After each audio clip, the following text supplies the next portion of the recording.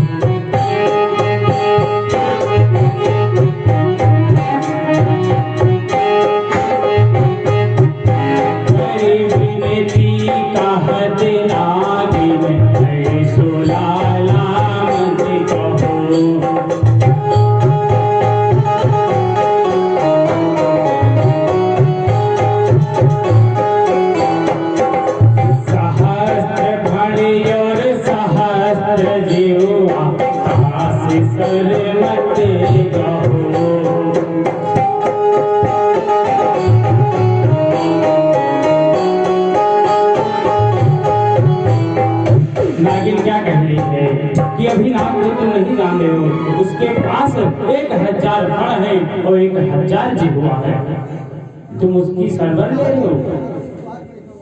ऐसा मत कहो कि आज हम नाग को नाग कर जाएंगे। 1000 उनके पास फण है और 1000 जिह्वा है। हे कन्हैया, तुम ऐसा न कहो, तुम चले जाओ यहाँ से। फिर भी मेरे कन्हैया नहीं माने, बोले कि अगर तुम्हारे पास 1000 फण है, 1000 जीव है, तो हमारे पास भी 1000 हाथ है। वेद में कहा गया है, सहस्रा सिरखा दुर्गा सहस्राक्षा सहस्पाता सा भूमि सर्वातिष्ठा दशांगुलम्मा। मेरे भगवान के 1000 सर है, 1000 हाथ हैं। तो अगर तुम्हारे नाग के पास 1000 सर है, 1000 जिह्वा है, तो हमारे पास भी 1000 हाथ है। आज हम नाग को नाथ के ही जाएंगे। जब कन्हैया ने ऐसा कहा तो नागिन नाग के ऊपर जाके हाथ रख दिया और जगाने की कोशिश करने लगी। पीठ ठोंकी जगाए नागिन, नाग उठे ऋषियाई गई।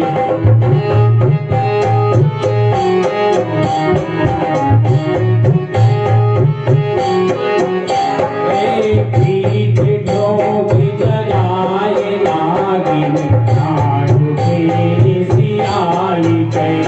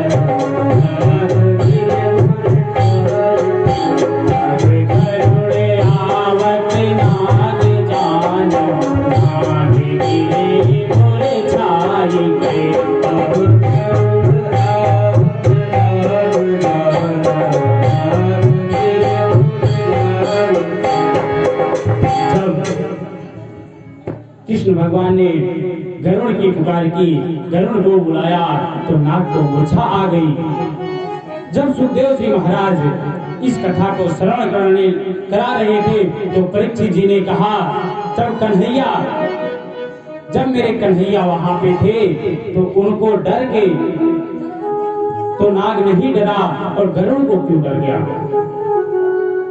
जो मेरे प्रभु का वाहन है गरुड़, उससे वो नाग क्यों डर गया, मेरे प्रभु से क्यों नहीं डरा? सुखदेव जी महाराज बताते हैं, एक बार की बात है, गरुड़ माता की नाम है कद्रू और नाग की माताओं का नाम है विनता। ये दोनों नाग और गरुड़ दोनों सौतेले भाई हैं। कद्रू और विनता, कद्रू विनता ये जो दोनों हैं, ये दोनों सौते हैं। और कद्रू का पुत्र जो है वो गरुड़ है और विनता के जो हैं वो नाग लोग हैं। दोनों की कद्रू और विनता में एक दिन बाजी लग गई कि सूर्य का घोड़ा जो है, विनता ने कहा, कद्रू से पूछा कि ये बताओ सूर्य का घोड़ा किस रंग का है? तो कद्रू ने कहा, सूर्य का घोड़ा सफेद है। जब तो विनता ने कहा कि अगर सूर्य का घोड़ा सफेद नहीं काला है, दोनों में आपस में बाजी लग गई। कद्रू विनता में बाजी लग गई। कद्रू ने कहा कि घोड़ा सफेद है, विनता ने कहा कि घोड़ा काला है। विनता ने कहा, अगर घोड़ा काला निकला तो तुम्हें मेरी सेवकाई करनी पड़ेगी। कद्रू ने कहा ठीक है। जब सुबह मलिन अवस्था में विनता और कद्रू दोनों बैठे हैं कि कल क्या होगा, पता नहीं, हमको सेवकाई करना पड़ता है कि हम सेवकाई कराते हैं। तो विनता, जब नाग लोग पहले की क्या होता था, जब बेटे कहीं बाहर से आते थे तो अपने माताओं का हाल पूछते थे, अपने पिताजी का हाल पूछते थे कि पिताजी कैसे हो, माताजी कैसी हो। और आजकल क्या होता है, जब बेटा कहीं बाहर से आता है तो पहले अपने पत्नी के पास जाता है, उसका हाल पूछता है, माता पिता का कोई हाल नहीं पूछता है। ये आज की रीति है। तो जब नाग लोग आए और विनता माता से पूछे कि माता ये बताओ, आज तुम खिन्न अवस्था में क्यों बैठी हो, क्या बात है? तो विनता ने कहा कि हमारे और मेरी जो सौत है, दोनों में बाजी लग गई है कि सूर्य का घोड़ा, कद्रू बोली है सफेद है और हम बोले हैं कि काला है, और एक दूसरे को सेवकाई करना पड़ेगा। नाग ने कहा कि माता तुम गलत बाजी लगा गई, सूर्य का घोड़ा तो सफेद ही है। इस बात को सुनकर विनता को बहुत दुख हुआ और कहा कि बेटा, अब हम ये नहीं जानते हैं कि सफेद है कि काला है, लेकिन हम ये जानते हैं कि मुझसे सौत की सेवकाई नहीं होगी।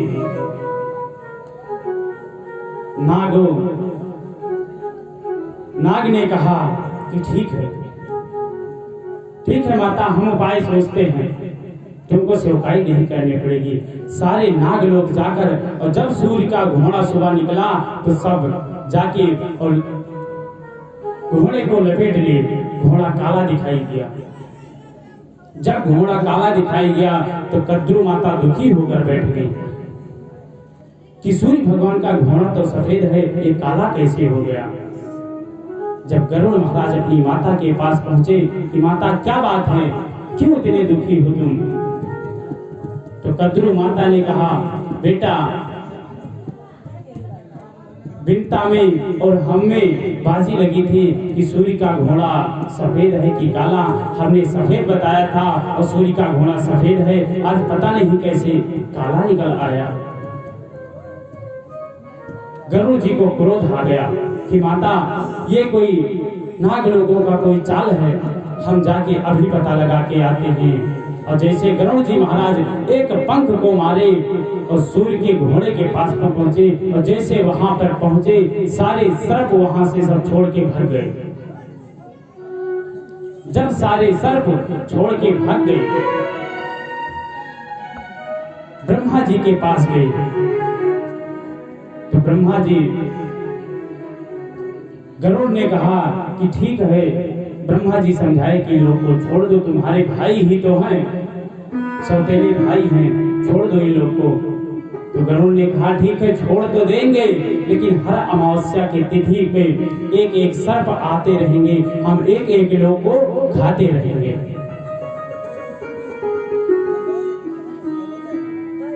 ब्रह्मा जी से के सामने जब गरुड़ ऐसी बात रख दी तो नागों में यही हो गया कि एक एक सर्प अमावस्या के तिथि के दिन आते रहे, कदम की बिरोवे पे आते रहे और गरुड़ एक एक लोग को खाते रहे। अब एक दिन की बात है, जब कालिया नाग की बारी आई तो कालिया नाग के गुरु थे नारद जी। तो नारद जी को ज्ञान था कि कालिंदी में गरुड़ जी महाराज नहीं जाते हैं। जैसे ही सुखदेव जी ने कहा कि गरुड़ महाराज कालिंदी के पास नहीं जाते हैं, तो परीक्षित ने कहा प्रभु पहले हमको ये बताइए कि गरुड़ कालिंदी के पास क्यों नहीं जाते थे। सुखदेव जी महाराज बताते हैं, कदम का जो गिरवा लगा था उसी के नीचे सौरभ ऋषि महात्मा तपस्या करते थे, और गरुड़ जाकर उसी जल से मछलियों को निकाल लेकर आता था और कदम की गिरवे पे बैठकर खाता रहता था, वही गंदगी करता था। इसीलिए सौरभ ऋषि ने गरुड़ को श्राप दिया था कि अगर कदम के गिरवे के आसपास अगर तुम आ जाओगे तो जलकर भस्म हो जाओगे। सौरभ ऋषि का श्राप था गरुड़ को, इसलिए वो कालिंदी के पास नहीं आते थे। जब नारद, और ये बात नारद जी को पता थी, और नारद जी का शिष्य था कालिया नाग। जब कालिया नाग नारद जी के पास गया तो नारद जी बताए कि तुम कालिंदी के पास चले जाओ, कालिंदी के पास जमुना में चले जाओ, वहां गरुड़ जाता नहीं है, सौरभ ऋषि का श्राप है। और इसीलिए वो कालिया नाग कालिंदी के पास जमुना में आके छुप के बैठ गया था। और जब प्रभु वहां पे बुलाए उस कालिया नाग के पास, वो कालिंदी के पास, तो गरुड़ आया। इसीलिए गरुड़ को देखकर नाग को मूर्छा आ गई। जब नाग को मूर्छा आ गई और उसके बाद में नाग को नाथी मेरी कन्हैया, और उस कालिंदी से पुष्प को तोड़ा जिसको कन्हैया कंस मंगवाए थे, उस फूल को तोड़ा और कालिया के फड़ों पर नृत्य करते हुए बाहर आए। अब हाथ लियो कमल डंडी, नाग नाथ जाई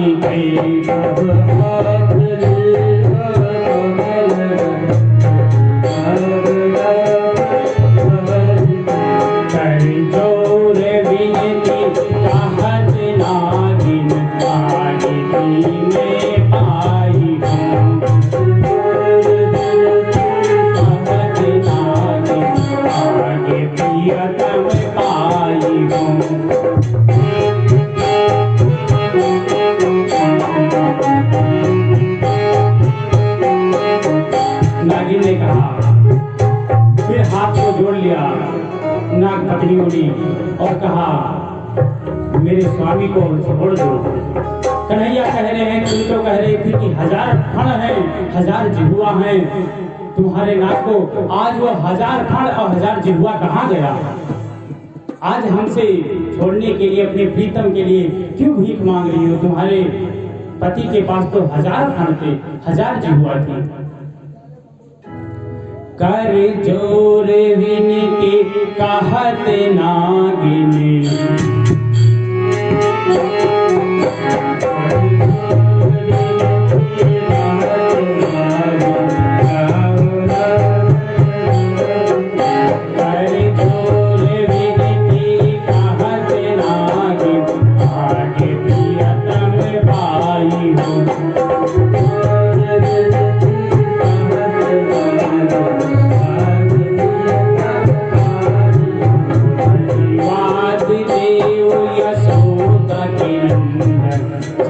तुम्हारे गाँव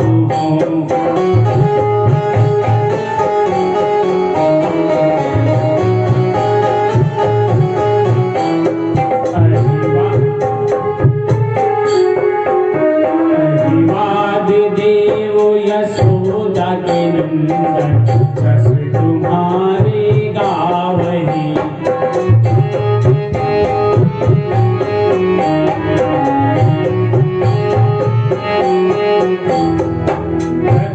नागिन कई बोले अब विनती क्यों करे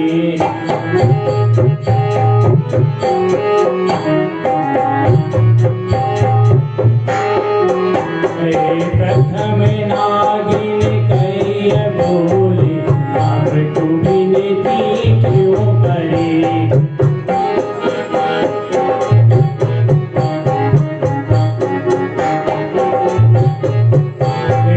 नागनाथ बठूल तोड़ गोकुला को चावड़े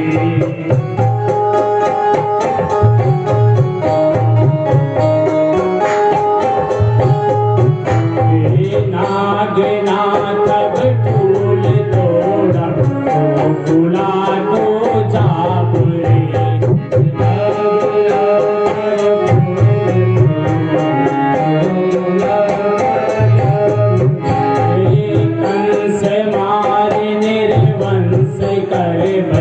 संत सब सुख पावरे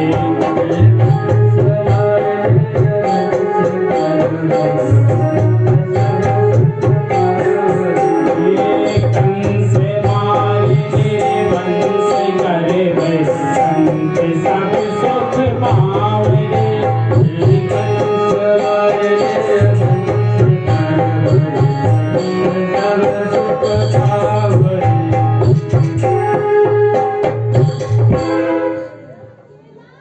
कन्हैया उस कालिंदी से